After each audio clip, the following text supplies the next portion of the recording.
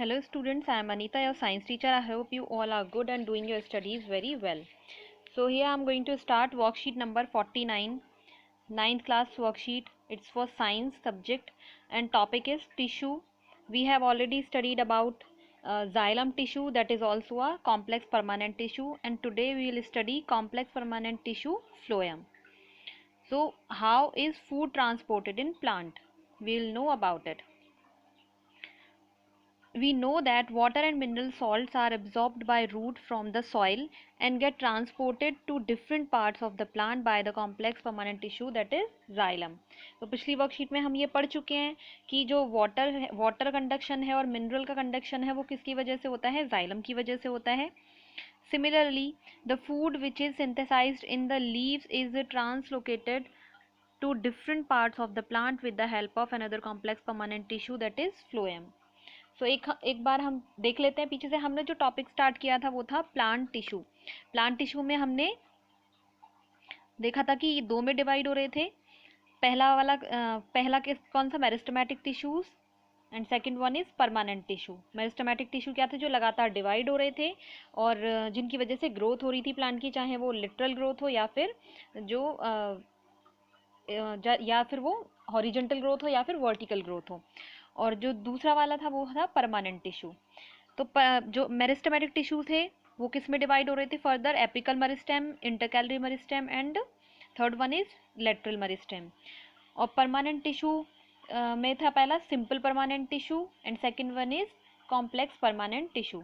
Simple permanent tissue में हम पढ़ चुके थे parenchyma, collenchyma, sclerenchyma. And now we are studying about complex permanent tissue, that is further divided into xylem and phloem. We have studied about xylem in last worksheet and now we will study about phloem. Okay students,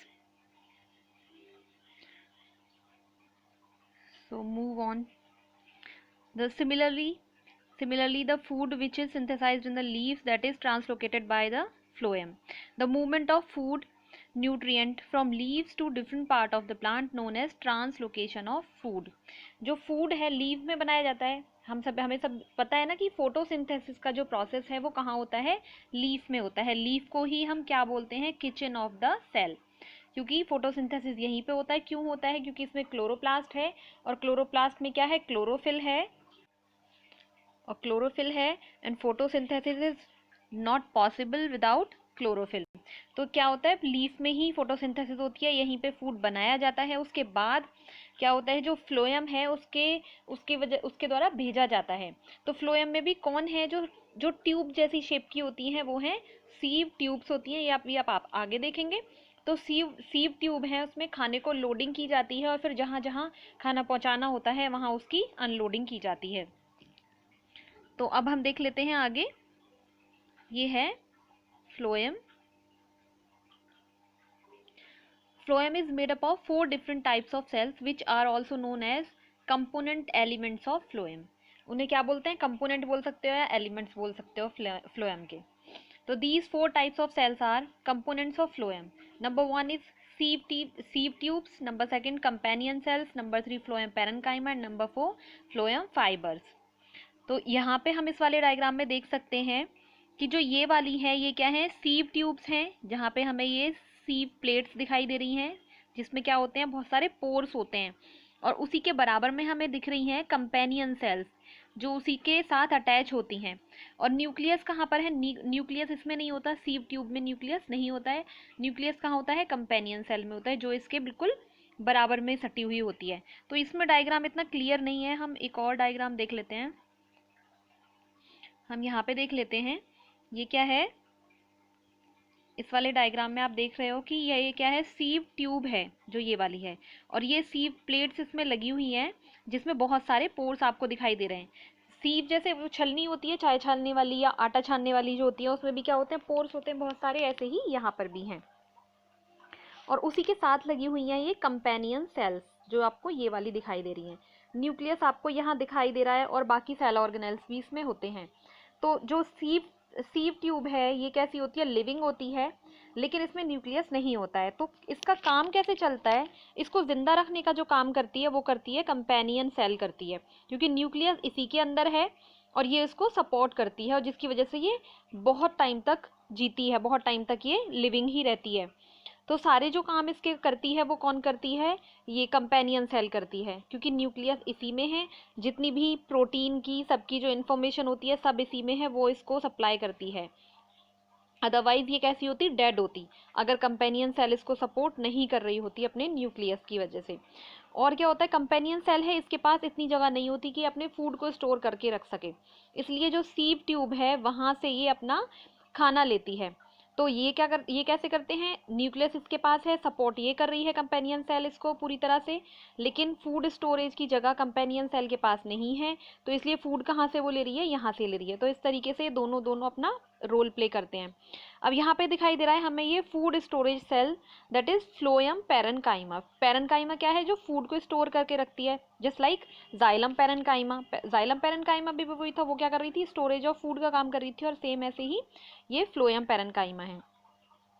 अगला diagram हम देखेंगे, ये है phloem fibres, that is dead cells. तो phloem में बाकी सारी sales कैसी होती हैं, लिविंग होती हैं, बस एक ये फ्लोएम फाइबर होते हैं जो ये कैसे होते हैं, डेड होते हैं। जो जूट वाला पार्ट, जो जूट होता है, जैसे हम जिसकी रस्सियां वगैरह भी जो बनाई जाती हैं, वो क्या है, वो फ्लोएम फाइबर्स ही हैं। तो हम वापस चलते हैं अपनी वर्कशीट पे, अब देख लेते हैं कि ये क्या कह रहे हैं। तो इसमें है sieve tubes are tubular cells with perforated walls. कैसी होती हैं, परफोरेटेड वॉल्स होती हैं इनकी सीव ट्यूब्स की, इसमें पोर्स होते हैं बहुत सारे, और ट्यूबुलर सेल्स होती है ना ऐसी ट्यूबुलर ट्यूब जैसी सेल्स होती हैं।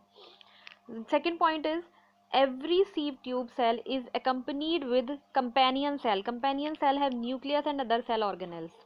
तो ये किसके, इनके पास ही कौन सी होती है, कंपेनियन सेल होती है, जो इसको पूरी तरह से सपोर्ट करती है, न्यूक्लियस ही उसी के पास है।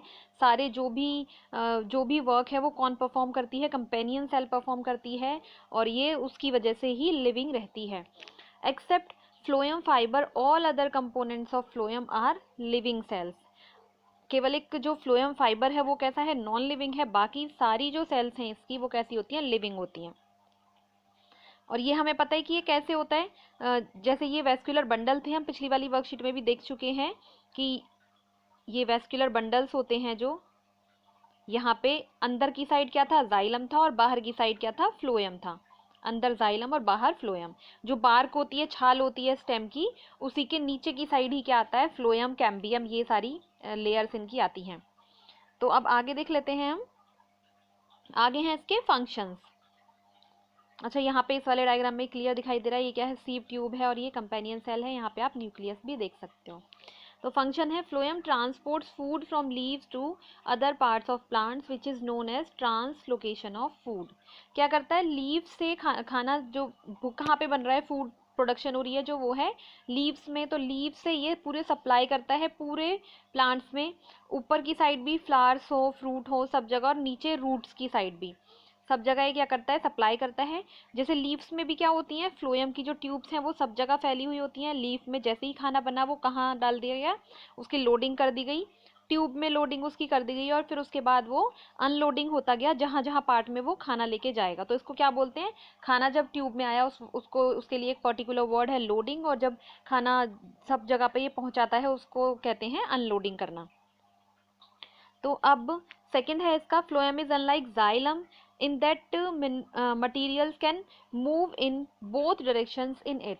जैसे जाइलम में क्या था कि रूट्स में खाना, वो सॉरी, रूट से वाटर एंड मिनरल सप्लाई हो रही थी all over the plant parts. तो ये कैसा था, केवल यूनी डायरेक्शनल था, रूट नीचे की साइड ही है, नीचे से ऊपर की साइड जा रहा था जो वाटर और मिनरल हमारा। लेकिन जब ये फ्लोएम है, फ्लोएम में क्या होता है कि ये कोई प्लांट है, यहाँ पे फ्लावर है इसका, और यहाँ पे ये लीफ है, और नीचे रूट्स हैं, तो यहाँ पे हमारा फूड जो है वो प्रिपेयर हो रहा है, और यहाँ से फिर सप्लाई दे रहा है फ्लोएम, नीचे की साइड भी देगा और ऊपर की साइड भी दे रहा है। तो ये कैसा हो गया, बाई डायरेक्शनल हो गया, इसकी दोनों डायरेक्शंस में मूवमेंट हो रही है। तो यही इस वाले पॉइंट में बोला गया है कि can move in both directions. अब है इसके क्वेश्चन आंसर्स देख लेते हैं हम। ये है, right the name of components of phloem tissue. So you can write the answer from here. The components of phloem: number 1 sieve tubes, number 2 companion cells, number 3 phloem parenchyma, number 4 phloem fiber. So that is the answer of question number 1. So move on to question number 2, that is differentiate between xylem and phloem tissues. So your second answer is here. Now there is xylem and phloem. Xylem and phloem. तो xylem में आप first point लिखेंगे it consist xylem vessels, tracheids, xylem parenchyma and xylem fibers, चारों से मिलकर बना होता है. और phloem में आप लिखेंगे it consist of sieve tubes, companion cells, phloem parenchyma and phloem fibers. It conducts water and minerals. Water का और मिनरल का कंडक्शन होता है रूट से rest of the plant parts. और सेकेंड पॉइंट है इसका इट ट्रांसपोर्ट्स फूड. ये क्या करता है? फूड का ट्रांसपोर्ट करता है. इसका थर्ड पॉइंट है यूनिडायरेक्शनल कंडक्शन होता है. ये नीचे से केवल ऊपर की साइड. आप इस डायग्राम में भी देख सकते हो कि रूट से कहाँ जा रहा है पानी और मिनरल, ऊपर की साइड ही जा रहे हैं. यूनिडायरेक्शनल है. ये कैसा है? बाई डायरेक्शनल है. फूड लीफ में प्रिपेयर होके इधर ऊपर की साइड भी जा रहा है और नीचे की साइड भी जा रहा है. अब है number 4 point, only xylem parenchyma is living. कौन सी सेल होती है? केवल जो जाइलम पेरेन्काइमा है वो ही सेल बस यहाँ पे लिविंग है और बाकी कैसी हैं? डेड हैं. और इसमें सारी जो सेल्स हैं वो लिविंग हैं और केवल डेड कौन सी है? जो फ्लोएम फाइबर हैं. ओके स्टूडेंट्स, तो इसमें क्या है? लिविंग एक होती है जाइलम पेरेन्काइमा, बाकी सारी डेड होती हैं. और इसमें सारी लिविंग होती हैं, बस एक जो फ्लोएम फाइबर है वो डेड होती है. क्यों होती है? क्योंकि ये स्क्लेरेन्काइमेटस सेल से बनी होती है. स्क्लेरेन्काइमा तो डेड ही था, जो जूट जैसा होता है पूरा, जो नारियल के ऊपर भी जो जूट जैसा पार्ट होता है वो सारी क्या होता है? वो स्क्लेरेन्काइमा से बनी होती है. तो ये कैसा है? डेड होता है इसका. तो आप यहाँ से करेंगे इसका आंसर. अब है question number 3, what are the functions of phloem tissues. Phloem tissue के फंक्शंस आप यहाँ से लिख देंगे. एक ही फंक्शन आप लिखोगे. ये phloem transport food from leaf to other parts of the plant which is known as translocation of food. Okay students, now move on to fourth question, that is why translocation of food is necessary in plants. Explain. तो क्यों ज़रूरी होता है, क्यों necessary है? In plants food is prepared by leaves but it is needed by all parts of the plant. So translocation of food is necessary. ठीक है, क्योंकि फूड कहाँ बनता है? केवल लीव्स में बन रहा है, लेकिन ज़रूरत किसको है? All over the plant. तो इसलिए अगर ट्रांसलोकेशन नहीं होगा तो फूड की सप्लाई कैसे हो पाएगी और प्लांट कैसे वो लिविंग रहेगा? फिर वो डेड हो जाएगा अल्टीमेटली. अब है question number 5, why is phloem tissue a complex permanent tissue. तो आप इसका आंसर लिखेंगे phloem tissue is a complex permanent tissue because it is made up of different types of cells. ठीक है, it is made up of different types of cell. जो एक ही type की cell से बना होता है वो कैसा था? Simple permanent tissue. And phloem is complex permanent tissue because it is made up of different types of cells. Okay students, अब है इसका ये covid appropriate behaviour. Wash your hands with soap and water regularly when you are at home, and if you are going out from your home so you should use sanitizer and keep maintain some distance from other people. Okay students, so I hope you all understood the worksheet. Thank you for watching.